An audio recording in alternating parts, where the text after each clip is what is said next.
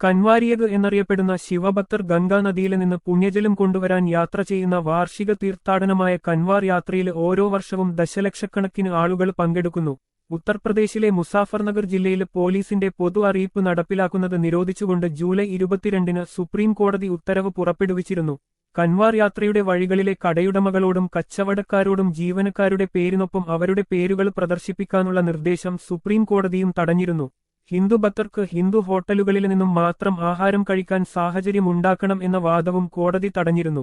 ജസ്റ്റിസുമാരായ ഹൃഷികേശ് റോയ്, SVN ഭട്ടി എന്നിവരടങ്ങിയ bench വിഷയത്തിൽ ഇടപെടുകയായിരുന്നു. ഇപ്പോൾ ഈ കേസിലാണ് UP സർക്കാർ കോടതിയിൽ വിശദീകരണം നൽകിയിരിക്കുന്നത്.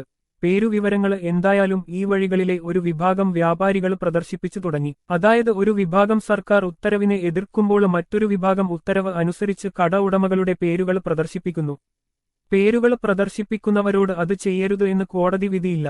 കടകളുടെ പേരുകൾ ഒരു വിഭാഗം പ്രദർശിപ്പിക്കുമ്പോൾ തന്നെ UP സർക്കാർ വിജയമായി കാണുന്നു. കൻവാർ യാത്രാഭക്തർ അവർക്ക് ഇഷ്ടമുള്ള കടകൾ തിരഞ്ഞെടുക്കാൻ ഇത് സഹായിക്കും എന്നും വ്രതം അനുസരിച്ച് ആഹാരം കഴിക്കാനാകും എന്നും UP സർക്കാരിന്റെ ബന്ധപ്പെട്ടവർ പറയുന്നു. കാൻവാർ യാത്ര ശിവഭക്തരുടെ വാർഷിക തീർത്ഥാടനമാണ്. ഹിന്ദു ഭക്തർ നടത്തുന്ന കൻവാർ യാത്രാ വഴികളിൽ കച്ചവടക്കാർ അവരുടെ ഉടമകളുടെ പേരുകൾ അടങ്ങിയ ബോർഡുകൾ പ്രദർശിപ്പിക്കില്ലെന്ന് ഒരു വിഭാഗം ആളുകൾ. ഭക്തർ കടന്നുപോകുന്ന വഴികളിലെ കച്ചവട സ്ഥാപനങ്ങൾ അവരുടെ ഉടമകളുടെ പേർ പ്രദർശിപ്പിക്കണം എന്നത് ഉത്തർപ്രദേശ് സർക്കാരിന്റെ കർശന ഉത്തരവാണ്. ഇത് ചെയ്യാത്തവർക്കെതിരെ കേസെടുക്കും. ഇപ്പോൾ ഈ വിഷയം സുപ്രീം കോടതിയിലെത്തി.